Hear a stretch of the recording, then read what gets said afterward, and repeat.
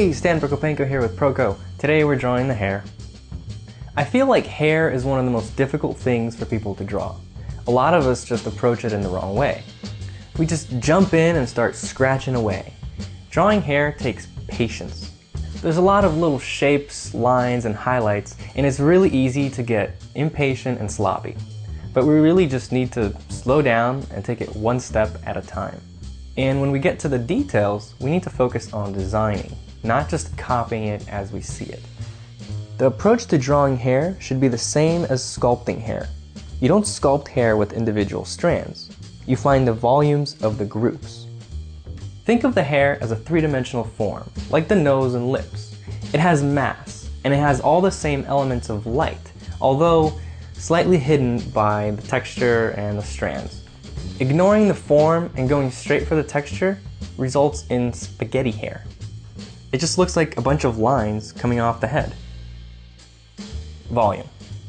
So the first volume we need to think about actually isn't the volume of the hair. It's the volume of the head, or whatever it is that the hair is on. If you're drawing a dog, you gotta think about the volume of the rib cage or the legs. The groups of hair wrap around the form underneath and inherit the same light patterns. In this example, I made sure to shade the large group of hair to resemble the rounded form underneath it, before I added all the texture on top. The left side of the hair mass is all shadow, then it transitions and has a bunch of halftone shapes, and then all the highlights are on the right. Now we get to the part where we draw locks of hair, and everybody's hair is different. If it's straight, you're just going to get a simple cylinder. If it's curly, you're going to have a lot of little locks. And that design problem becomes a little bit more difficult. But whatever the hair type, figure out what those shapes are and design them as volumes, not strands. So, for example, here's a lock of hair. It's like a ribbon with some thickness to it. This ribbon has shadow, halftone, and a highlight. It doesn't look like hair, but it does look three-dimensional. To make it look like hair, we need to add a fourth element: texture. This includes the separations between the small groups of hair, a few lines representing strands, and breaking up the contours. There will be stray strands that soften and break up the edge between the hair and background. Make sure to add variation along the edges to make it more interesting and believable. The connection to the skin shouldn't be outlined. Show some gradations, otherwise it will look like a wig or clip-on beard. When adding the texture part, it's all about design. Don't get too repetitive with the strokes. Try to create organic and interesting shapes with the overlaps and groupings. There needs to be a good balance of simple areas and complex areas with a lot of detail. Get the illusion of the strands. Don't try to draw every single strand. Have confidence with every stroke. It's better to draw quick and confident strands slightly out of place than a wobbly, ugly stroke in the right place. Blech. Don't be timid. This happens when drawing strands that drop down from the forehead. People don't want to mess up the face. But it doesn't matter if it's in the perfect spot. Hair moves. Usually you want to start the stroke at the root and let it taper towards the tip. But if you have good control of the pencil, you can taper correctly from either side.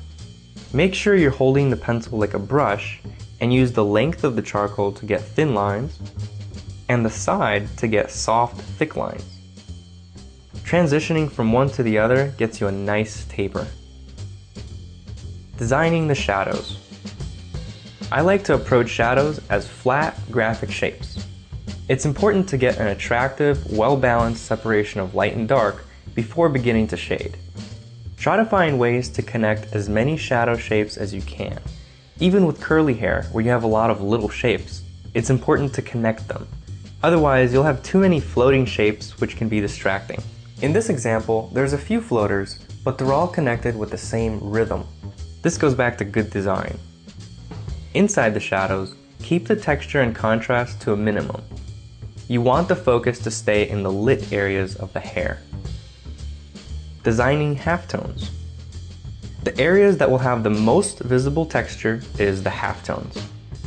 These areas get a little bit of light from the highlight side and some darks from the shadow side, creating the most contrast and detail in these areas.